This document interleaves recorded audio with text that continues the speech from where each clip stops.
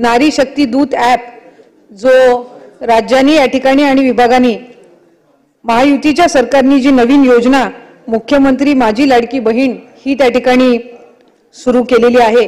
1 जुलै पासूनच या संदर्भातली नोंदणी ही सुरू केलेली आहे आणि नारी शक्ती दूत ॲप यामध्ये ऑनलाइन फॉर्म हा अवेलेबल केलेला आहे।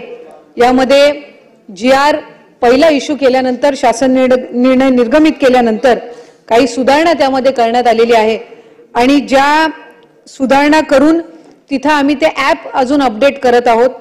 आणखीन काही सूचना सुद्धा आलेल्या आहेत, त्यामुळे त्या सुद्धा या ॲपवर आपण लवकरात लवकर अपडेट करून या ॲपची क्षमता सुद्धा या एका आठवड्याभरातच ॲपच्या ज्या काही सर्व तांत्रिक बाबी आहेत त्या निश्चितपणाने सोडवल्या जातील।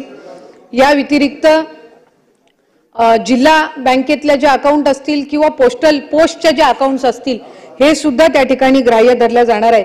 त्यामुळे त्या संदर्भामध्ये सुद्धा मी अध्यक्ष महोदय आपल्या अनुमतीने या ठिकाणी सभागृहातील सदस्यांना माहिती देऊ इच्छिते। सन्माननीय सुनील प्रभू साहेबांनी लाडली बहीण योजनेअंतर्गत काही त्रुटी आहेत त्या दूर केल्या जातील का, ॲपच्या संदर्भातलाच त्यांनी विषय या ठिकाणी नमूद केला।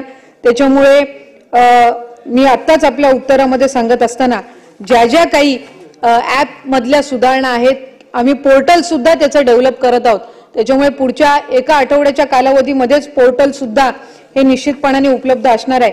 त्यामुळे ऑनलाइन मोबाईल ॲप सहितच पोर्टलवर सुद्धा आता फॉर्म उपलब्ध होणार आहे। ऑफलाइन फॉर्म स्वीकारण्याची सुद्धा प्रक्रिया ही गतीने सुरू आहे आणि साधारणपणे 15 लाखापेक्षा अधिक ऑनलाइन फॉर्म्स हे ऑलरेडी पात्र फॉर्म्स हे ॲपवर रजिस्टर झालेले आहेत। या व्यतिरिक्त यामिनीताईंनी या ठिकाणी भिक्षेकरी गृहामध्ये जी काही कमतरता आहे, चेंबूर येथील भिक्षेकरी गृह असेल यामध्ये असणाऱ्या ज्या काही त्रुटी आहेत किंवा तिथं ज्या काही समस्या आहेत या आपण सोडवणार का या संदर्भामध्ये या ठिकाणी मुद्दा उपस्थित केला। सन्माननीय सदस्य महोदयांनी या ज्या सूचना या ठिकाणी दिलेल्या आहेत निश्चितपणाने त्या सूचनांना अनुसरून विभाग हे पावलं उचलेल आणि त्या संदर्भातला एक स्वतंत्र अहवाल किंवा रिपोर्ट सुद्धा यामिनीताई आपल्या कार्यालयापर्यंत पोहोचवला जाईल। काही सदस्यांनी या ठिकाणी सन्माननीय सदस्यांनी उपस्थित केला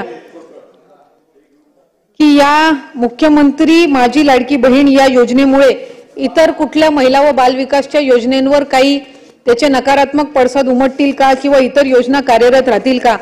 त्यामुळे ही एक स्वतंत्र योजना आहे। आधीच कार्यरत असलेल्या योजनांवर याचा कुठलाही त्या ठिकाणी कुठलेही नकारात्मक पडसाद उमटणार नाहीत। त्या योजना आहेत त्याच पद्धतीने त्या ठिकाणी कार्यरत राहतील असं मी आपल्या माध्यमातून अध्यक्ष महोदय या ठिकाणी नमूद करते।